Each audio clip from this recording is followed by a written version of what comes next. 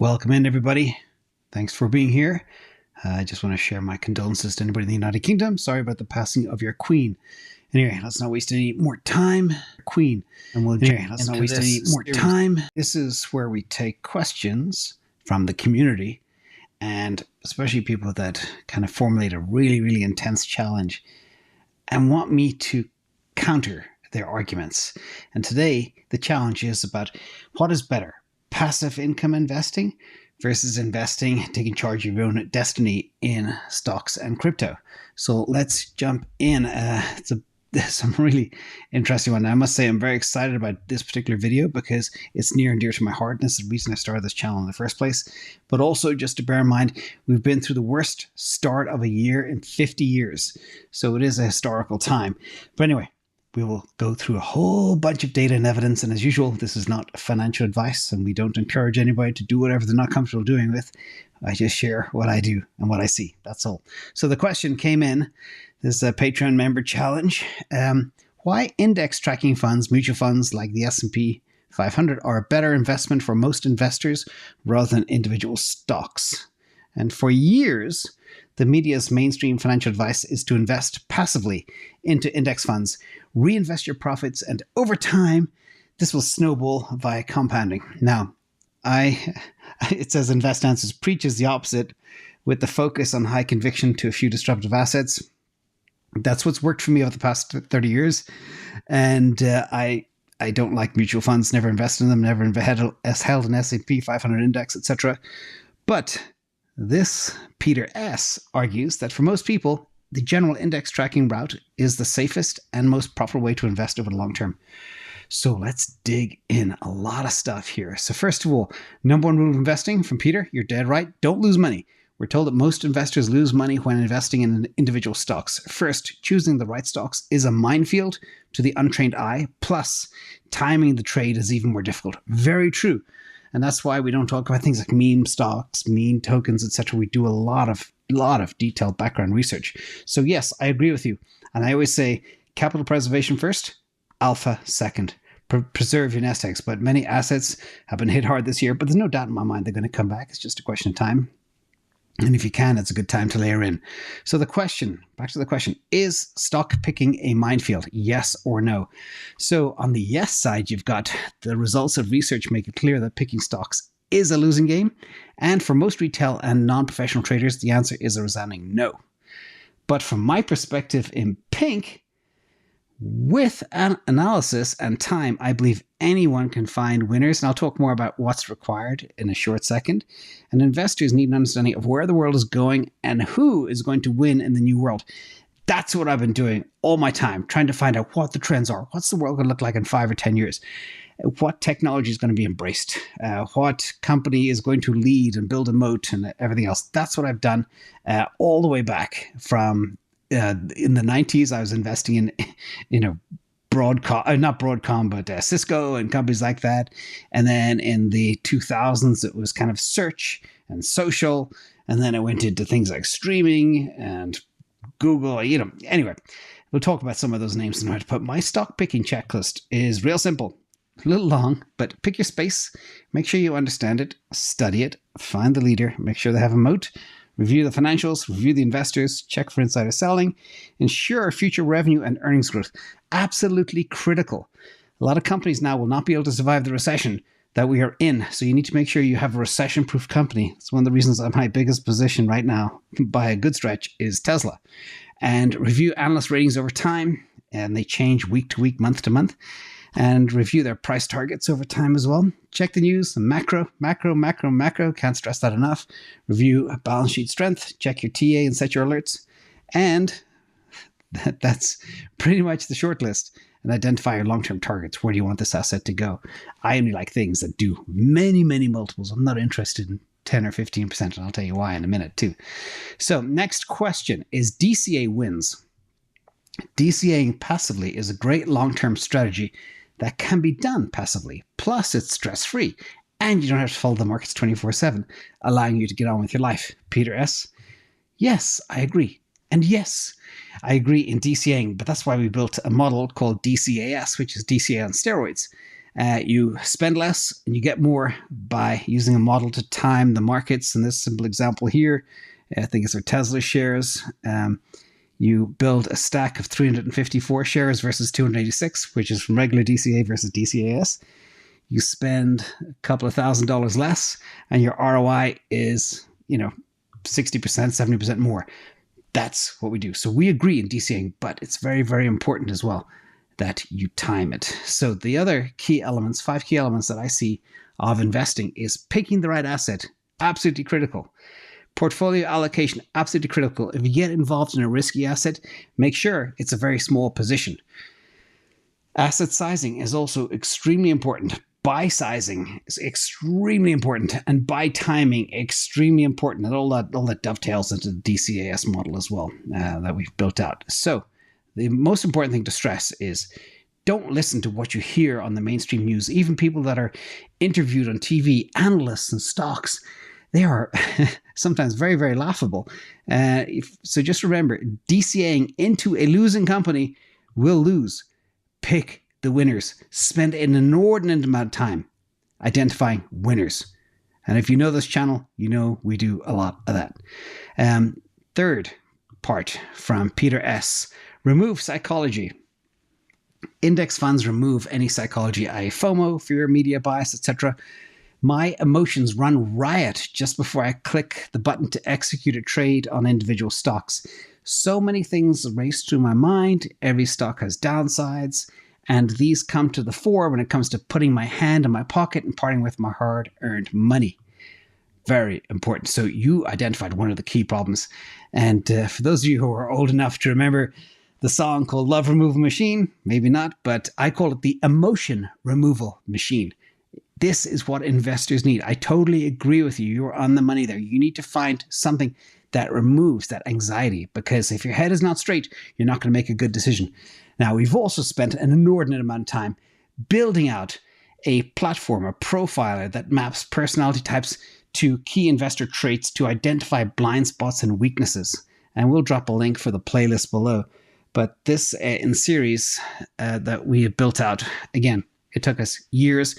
I'm pretty confident it is the most comprehensive study of its kind ever done in the history of the world. And everybody should do this. It's free. We're looking to find a way to automate the model and put it on a website so you guys can profile yourselves. And again, understand your blind spots and play to your strengths. We've built our own custom profiling type so you can find out exactly who you are like, and the type of investing that works for you. So more on that later. But the key success drivers for any investor, again, the key success factor, that's the KSF, in order of importance is be number 1, strong in analytics. Number 2, be very focused. Number 3, understand time preferences. And number 4, understand risk and risk management. These are key. If you are weak in any one of those, you need to find a tool to shore it up. Absolutely critical. Now, next one, I don't know what we're on number 4 and number 5 at this stage. Impact of fees. The less you trade, the less you spend on fees. And fees can have a huge impact on returns over a long period. And UK trading fees are high. When I buy individual shares on my trading platform, I'm charged $5.99 plus tax and an exchange rate fee for US shares. I'm in the UK. I've lost money already, and I'm on the back foot from the start. So that is a little bit of a surprise to me. But again, sometimes, the cost of admission is worth it in some cases. So I don't know about UK brokerages, but I know that all the best brokerages, I use Ameritrade for all my equity trading, options trading. And I've been using it for over a quarter of a century, I think 27, 28 years, maybe even longer. I'm not sure. But trading fees should be a thing of the past, but watch for the spreads. If you have a free brokerage service, make sure you don't get nailed on the spreads between the bid and the ask. Very important. But for example, if you're buying 1,000 shares of Tesla at zero cost, but even if it's $10 or $5.99, it should not dissuade you from investing. But again, everything's moving to a zero cost basis. They just want to hold your money and sit on it and charge you things like margin fees and stuff. So check that out. Now, low fees equals greater returns over time. Index funds have crazy low fees. Many platforms allow free monthly investing. The less paid in fees, the more remains invested to compound over time. Very true. You do not want fees eating away at your money. But remember, there are hidden fees. You've got to really understand and read the prospectus. I pulled this from 2 separate places. I will not mention the names of the companies, but these are mutual funds. You've got one management fee, 0.39%. Ooh, it sounds very attractive. But their total annual operating expenses are 1.17%. You add those two together, you get 1.56%. So this illusion of very, very low fees is an illusion in many cases. Second one, fund company number 2, management fee, 1.8%. Fund expenses indirectly borne by investors, 2.285%. That's $22.85 for every $1,000 invested. And the MER may not be uniform from fund to fund, company to company, but be careful and really dig into those prospectuses because there's a lot of hidden fees. So all is not as it seems. Now, next one is spread your bets from Peter S. If in doubt, diversify. Having a diverse portfolio is the best approach to long term as it hedges your bets. Rather than having all your eggs in one basket, averaging out over a number of sectors and countries, international stocks, emerging markets, means you always win. So let's analyze those two things. First of all, countries. Let's look at emerging markets. I did share a week or so ago, over the last 14 years, the US S&P 500 crushed all markets, emerging markets. This is just over the last 10 years. And you can see the US S&P 500 compared to the MSCI Japan, Russell 2000, MSCI Europe, and MSCI emerging markets. So basically, international investing is very, very risky and does not perform over the last 15 years, at least compared to the S&P 500. And also, even smaller cap stocks in the US don't do as well as the S&P 500, because I always talk about the black holes, the big, big companies that suck all the money in. They are the ones that you want to hold. Now, second part, diversification. Nope. Warren Buffett, love him or hate him, he said, diversification is a protection against ignorance. It makes very little sense for those who know what they're doing. Think about it. Do you have time to keep on top of dozens of companies in your portfolio? That's from Warren Buffett, not from me. But that's why I'm extremely focused. I have in my equities no more than 3 big positions. Crypto, no more than 3 big positions. Because to be deep on all of those, it takes a lot of time. A lot of time. You can spend your life just researching one of them. And then I have some speculative bets on the side. That's it. But again, holding, like if you have a mutual fund, typically there's 60, 70, 100, 120 different holdings, guarantee you a lot of that's garbage. You just need to isolate those winners, those 3 or 4 winners, and they're the ones you want to own. So next one, point number 6, you can't beat the computer. The likelihood of beating computer trading is very unlikely with 24/7 trading, done with mathematical perfection and totally free of emotion. It just uses data, as you say. This process is impossible for a human to replicate, and if you can't beat them, join them. This is somewhat true, but not really. First of all, there's always a human element, and people talk about AI and ML and stuff like that, but the people behind the curtain are humans, and they do also sometimes make mistakes. So first of all, manual trading is a process that involves human decision-making for entering and exiting trades. And this is in contrast to the automated trading, okay, which employs computer programs, but they originate from human instructed criteria. And that's where we are right now. Now, 3 to 5 years from now, I'm not sure if that's going to still be the same way, but this is our time to strike. And we've also built one, which is basically based on a lot of data and models to help investment decision support. We call it DCAS. So we are already on that path because we know the next 3 to 5 years will be critical to make excess gains. But after 5 years from now, I don't know if that's still going to be possible. Maybe somebody will build a machine better than what we have. Next one is be average. Average returns beat the roller coaster of individual stock returns over the long term and are far less stressful. This is the most important one. Average returns, okay? If ever you hear the word average, you don't want to be average. Average is no good. You want to be, what was the Talladega Nights? You know, the one, if you're not first, you're last. So this is very, very important. And we cover this many, many times on the channel. I'm going to reiterate it again. Goldman's research. The top 1% of stocks generated 51% of returns. On the bottom, 99% generate 49%. When you look at the S&P 500, that is the top 5 stocks generated over half of the returns. And the bottom 495 stocks fight over that 49%.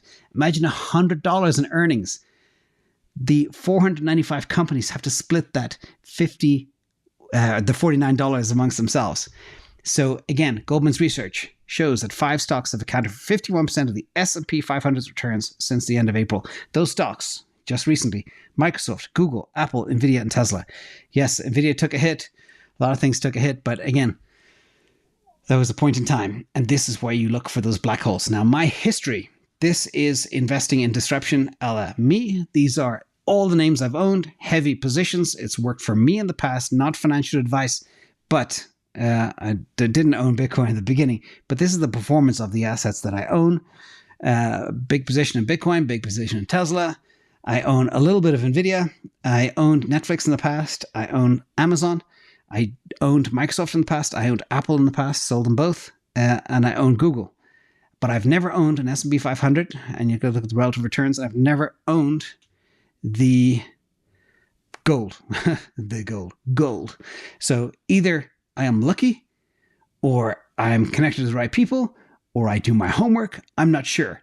But I've been on the right trains at the right time for most of my career. And that's important. And that's what I'm trying to share with you all with data. And remember this, to be in the top 1%, to be the 1%, you have to do what the 99% won't. And a big part of that do is a lot of work and a lot of dedication. We'll talk more about my 5 Ds in a minute too as well. So the magic of compound interest. Point number 8, 9% per annum average returns as above, compounded over many years, will snowball in a decent retirement pot for most. Wow. Yes, 9% compounding is powerful, but remember this number. And I've showed this before, 14%. Does anybody know what 14% is? Well, it's 2 different things. So first of all, quoting again, Saifedean Ammous, he spent a lot of time understanding fiat in his book on fiat. But the cost of fiat, really critical.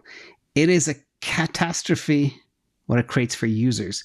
Fiat, okay, the annual average fiat experiences dilution of 14%, which coincidentally is the same average stock market return, 14%.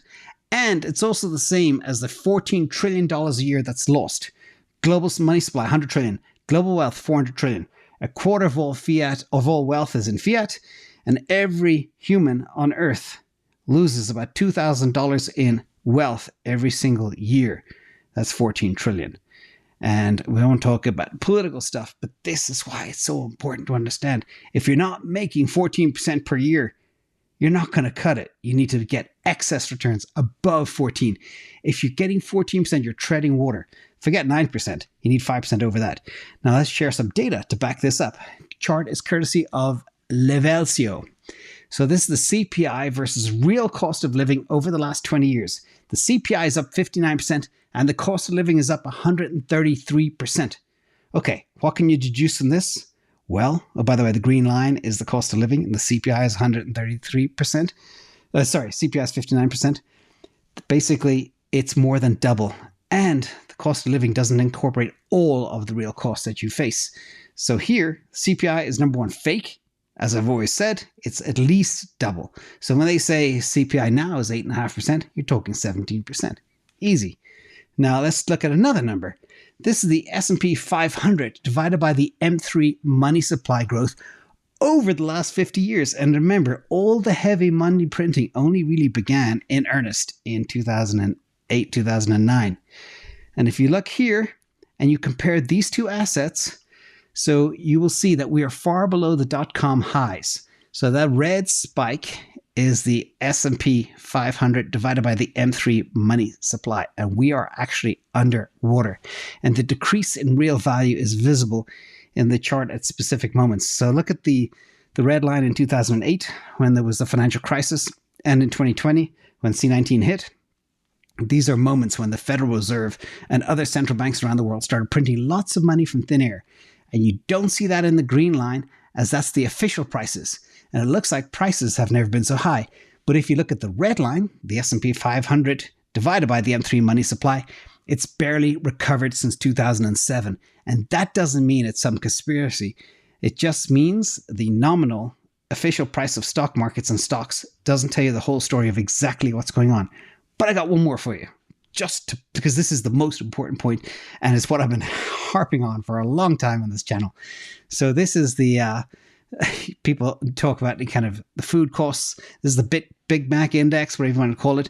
This is the S&P 500 returns less real inflation based on food prices. And you can see here, it's not doing very well. And the S&P 500 is far below the 2020 level due to real inflation, i.e. food prices. And we ain't seen nothing yet. We haven't seen the cost of transportation, the cost of fertilizer all come into the whole food supply system. So expect more there as we go forward. Final point from Peter S. We're not James. I don't want to read the first part, but I do use some different tools and I do take on a lot of risk because for me, it's kind of sport at this stage. But this is beyond the skill set of most newbies who are driving Toyota Corollas, not Ferraris, etc. I find it difficult to understand things like covered calls, let alone be confident enough to execute them effectively. Plus, to be worthwhile, you need to execute these trades with a decent amount of capital to be worthwhile. Well, I started with $20,000. Okay, that's all I started with, and I've turned that into a lot. So it can be done, but what it is required, and there's lots of anecdotal stories about anybody can do this. US college student makes $110 million after trading his shares of Bed Bath & Beyond. That's August 20th, 2022, very recent. I know Bed Bath & Beyond went crazy. I do not condone investing in meme stocks. I prefer slow and steady. I don't mind waiting a couple of years for a result. And granted, one thing that Jake did have, he had some money from his uncle, who was very rich. But again, he did it. Anybody can do it. But to do it to be successful, you need what I call the 5 Ds. So the 5 Ds of success. Print this off, hang it on your mirror. Desire, number 1. You gotta want it. You gotta be hungry for it, okay? I don't need to work, but I'm hungry to share information. So I wake up every morning determined and have a desire to get stuff out to you. Determination, again, you got to wake up with that hunger as well. You got to be dedicated. You got to give it 100% discipline. You can't cut corners and you need direction. You got to have a goal. What do I want to be? I want to, like I said to myself 20 years ago, I was going to retire at 50. That was it. That was my goal. And I executed perfectly to that exact goal. Now, for others out there, your goal may be retire at 60, maybe 40, and maybe 35, and maybe on a beach, and maybe with a whole bunch of property that you can live off passive income. Determine your goal, set it early, and execute against it, and course correct if you deviate from your goal. Okay? Very, very important. Final point. People always ask every time we do this, how can I challenge IA like this? And how can I ask a question for the Sunday Q&A? Basically, we work closely with the community. InvestSense's Patreon. It is the #1 Patreon in finance, as ranked by a survey somebody sent me the other day. I was surprised. And we are ranked 45th creator out of all industry types, which includes a whole bunch of really shady industries too, out of nearly 250,000 creators out there. So very proud of that achievement. Patreon has been closed basically since July 2021. But now, because the market's been bad, there's some spots open. So for those of you who are hungry and want to, jump in, that's where you do it. So people keep on asking us, where does all this come from? That's where it is, Patreon. So that's it. I hope you like this story. Peter S., thank you so much for the submission. Brilliant questions. I hope I answered your questions. I think many of these questions seem to be, because you know me, they're like devil's advocate style questions, but there's something in there for everybody, no matter how young or old you are. Again, 5 Ds. Remember, if you're not making 14%, you are not treading water. You're sinking. And a lot of people, unfortunately, are coming to that realization that they don't have enough to live to their plans for retirement and everything else.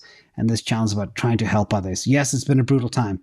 But if you're in the right assets, there's no doubt in my mind they're going to go up. But we've just been through a hell of a storm, a hell of a winter. But we're about to emerge the other side. Pretty confident of that. Q4 is always great. Has been, at least in my 30 years. With that, thank you to the moderators in the chat. Thank you, everybody, for being here. And I'll see you all tomorrow. Oh, don't forget, DCA is tomorrow. It's Friday. I forgot it's Thursday today. Big thank you.